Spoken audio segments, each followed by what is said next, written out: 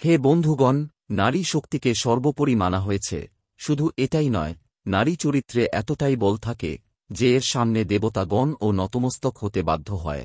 আমাদের শাস্ত্রে এরকম অনেক কাহিনীর উল্লেখ আছে যা নারীশক্তির পরিচয় দিয়ে শুধুমাত্র রাক্ষস নয়, বরং দেবতাদেরও ডাকার কাজ করেছে। আর এদের মধ্যে সর্বপ্রথম সতী সাবিত্রীর নাম উচ্চারণ করা হয়। তো বন্ধুগণ, নমস্কার এবং স্বাগত জানাই আপনাদের সবাইকে আরও একবার ট্রু ওয়ার্ডস এক চ্যানেলে।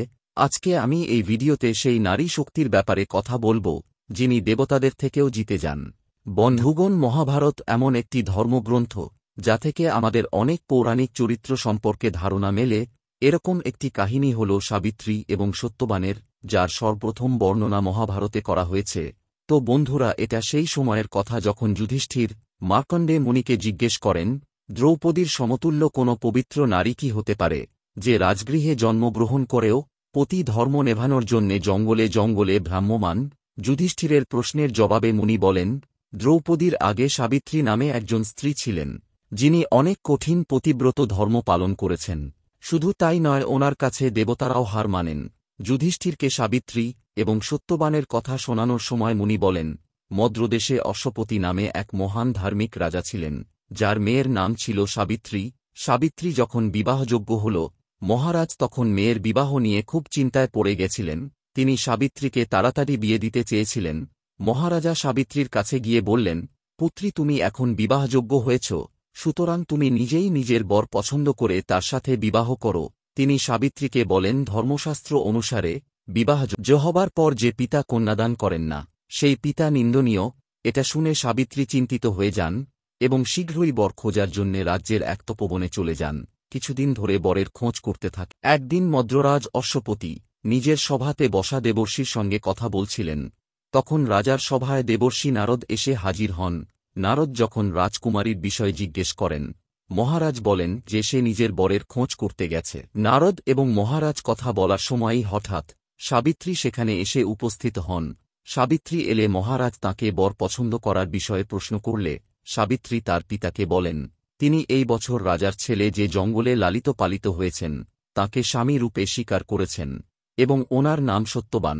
তখন নারদ বলেন, এটা তো খুবই খারাপ খবর, কারণ এই বছর একটা দোষ আছে। রাজা কি দোষ জিজ্ঞেস করাতে বলেন, যে বরপুত্রী পছন্দ করেছে তার আয়ু অত্যন্ত কম, সে মাত্র 1 বছর পরেই মারা যাবে।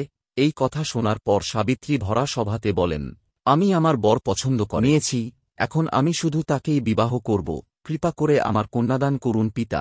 মহারাজ কন্যার কথা শুনলেন এবং ধুমধাম করে দুজনের বিয়ে দিলেন। কিন্তু যত সময় এগোচ্ছিল, সত্যবানের মৃত্যু নিকটে আসছিল। সাবিত্রী এক এক করে দিন গুনছিল, তার নারদের বলা প্রতিটি বাক্য মনে ছিল।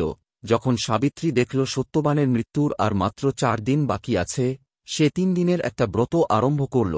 যখন সত্যবান জঙ্গলে কাঠ কাটতে যাচ্ছিল, সাবিত্রী বলল, আমিও তোমার সঙ্গে যাব।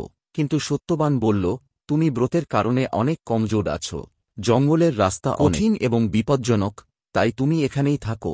সাবিত্রী মানল না এবং জেদ ধরে বসে রইল এবং সত্যবানের সঙ্গে জঙ্গলের দিকে চলল। সত্যবান যখন কাঠ কাটা শুরু করল, হঠাৎ তার শরীর খারাপ হতে লাগল। সে সাবিত্রীকে তার অসুস্থতার কথা জানাল, বলল, আমার এখন বসার মতো শক্তিও নেই।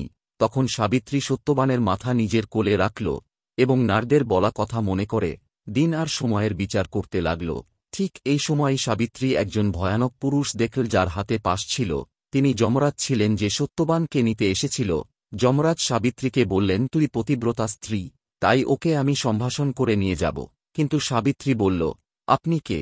তিনি বললেন, আমি যমরাজ। এরপর যমরাজ সত্যবানের শরীর থেকে প্রাণ বের করে তাকে পাশ দিয়ে বেঁধে দক্ষিণ দিকে নিতে লাগলেন।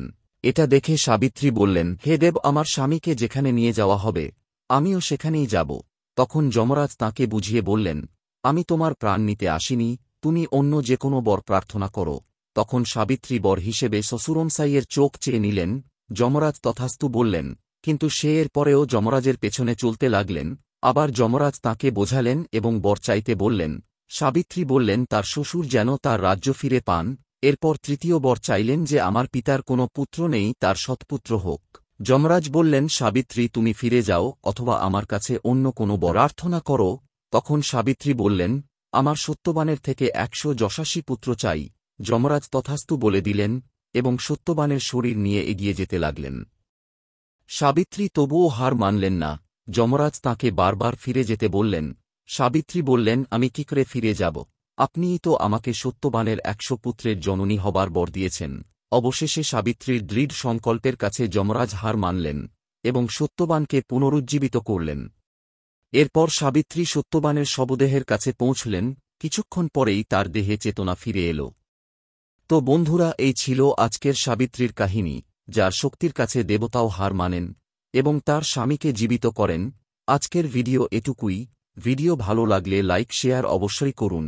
নতুন নতুন ভিডিও পেতে চ্যানেল সাবস্ক্রাইব করে রাখুন।